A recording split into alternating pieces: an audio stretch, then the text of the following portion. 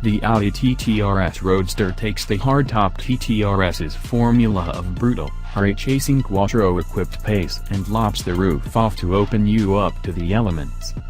Of course, as well as adding a closeness to Mother Nature, removing the roof impacts the car in other ways.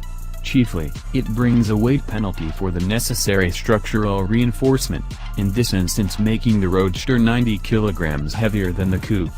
The knock-on effect of which is 0 to 62 miles per hour time of 3.9 seconds, 0.2 seconds slower than the coupe, and marginally worse fuel economy, as well as a price increase of £1,750. The good bit? Well, for starters, you get an oral sensation that's rare among soft tops in this price bracket. Everything else remains the same as the coupe, which means Audi's virtual cockpit, fancy OLED taillights and, of course, the 394 bhp 2.5-liter 5-cylinder engine are all present and correct. We've already driven the coupe abroad, but we found that, for all its brashness and jaw-dropping figures, it didn't quite translate into the supremely competent sports car package this price demands. Does the Roadster improve things? The best thing about having a convertible TTRS is that it removes the barrier between your ears and the hilariously brutish engine. At speeds of up to 31 miles per hour, a simple hold of a button on the center console sends the 3-layered acoustic hood down automatically in just a few seconds, while another button sends the windbreaker up. Turn the exhaust to sport, plant your right foot, and prepare to be attacked by an orchestra of warbles and pops as the 2.5-liter 5-pot harks back to Group B rally cars of old. Peak power of 394 bhp is reached at 5,850 revolutions per minute, at which point the noise is at its best, but the midrange doesn't offer much of a performance punch, and while peak power is up by 39 bhp over the previous generation TTRS, torque has only risen by 11 pounds-foot.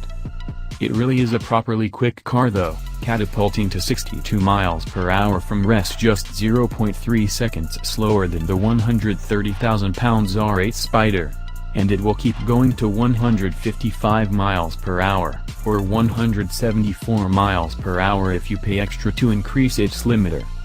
This missile-like performance is achievable thanks in part to the Quattro all-wheel drive system. The sophisticated drivetrain, tailored specifically for the TTRS, offers great traction off the line and on the move and can send up to 100% of the drive to one axle if it sees fit, although it rarely happens either way. The steering isn't particularly involving and its nose will wash wide on corners eventually, even if this TTRS is a more agile car than its predecessor. The 7-speed dual-clutch automatic transmission can feel a tad lethargic if left in its automatic mode, but the shifts are smooth and the tactile steering wheel-mounted paddle shifters offer rapid manual changes.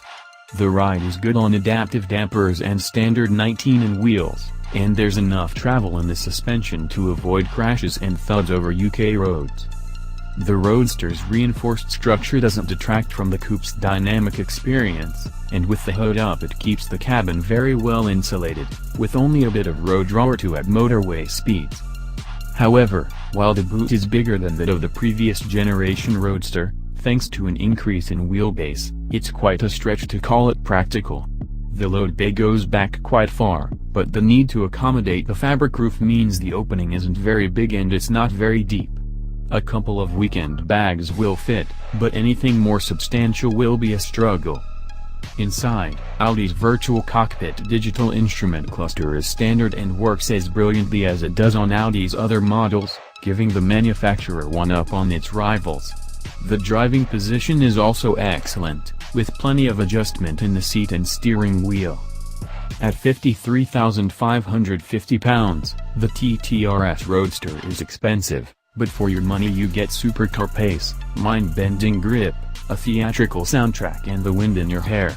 Whether it's worth it over the coupe will depend on personal circumstance and preference, but bear in mind that while the Roadster drives as well as the fixed-roof TTRS, it's less practical, fractionally slower and more expensive. The bigger question is whether you should have one instead of a Porsche Boxster.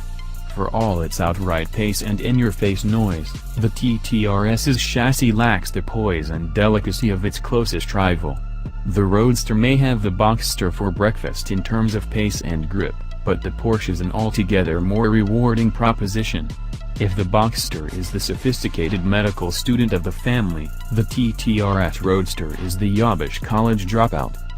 With both cars asking similar money, we'd sooner point you in the direction of the slower, rear-wheel drive Boxster S. Despite its disappointing engine note, it's quite simply the better, more involving sports car.